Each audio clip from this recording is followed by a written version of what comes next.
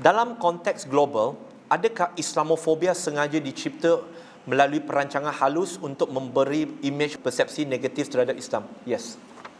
Kerana Islamofobia yang hari ini membentuk Islamodium merupakan suatu industri yang bernilai berbilion dolar.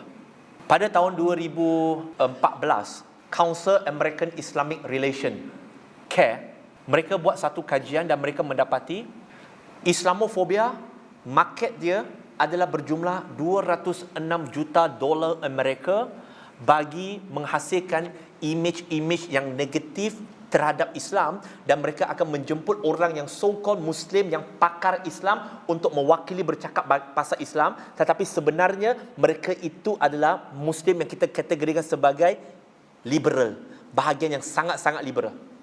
Dan mereka ini dikatakan dan diberikan gambaran mereka ini adalah Muslim contoh, Muslim yang progresif. Nampak tak perkataan mereka guna? Muslim contoh, Muslim progresif, Muslim moden, Muslim maju.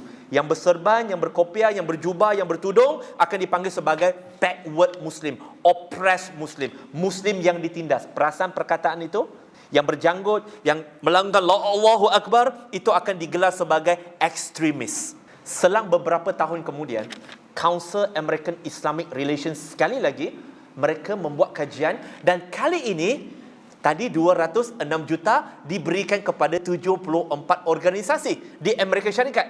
Kali ini kajian mereka mendapati, money trail, mereka mendapati industri Islamofobia adalah bernilai 1.5 bilion dolar Amerika. Dan antara penyumbang kepada Islamofobia disumbangkan dari US adalah yayasan-yayasan gereja, yayasan-yayasan politik Yahudi, media dan sebagainya, dan ada di kalangan NGO di Malaysia juga turut menerima dana daripada yayasan di sana.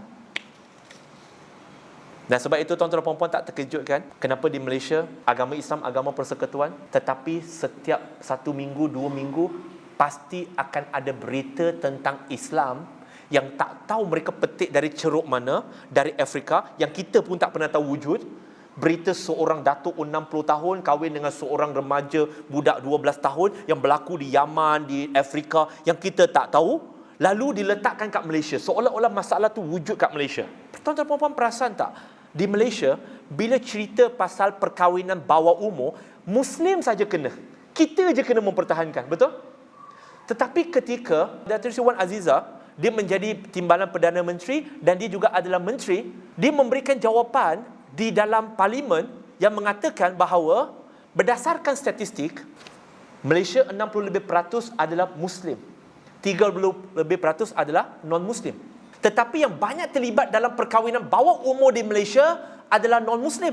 Dari segi rasionya, Muslim masih rendah. Tetapi kenapa highlightnya adalah Muslim? Sebab itu, kadang-kadang kita rasa semakin membaca media, semakin kita cerdik kan. Sebenarnya, semakin banyak kita membaca media, kadang-kadang, tanpa kita sedari, itu yang saya katakan penyusupan. Penyusupan tu adalah benda yang kita tak sedar. Tanpa kita sedari, kita telah menanam satu benih kebencian kita sendiri pada ajaran Islam, pada Muslim sendiri. Hari ini bila kita tengok Muslim, kita kadang-kadang tak tengok dengan rahmah. Kita tengok dengan benci. Sebab apa? Apa yang kita baca telah mempengaruhi cara kita berfikir dengan cara kita bertindak. Sebab kita tak ada kemampuan untuk double check banyak benda. So memang industri Islamofobia ini memang adalah satu industri yang cukup besar.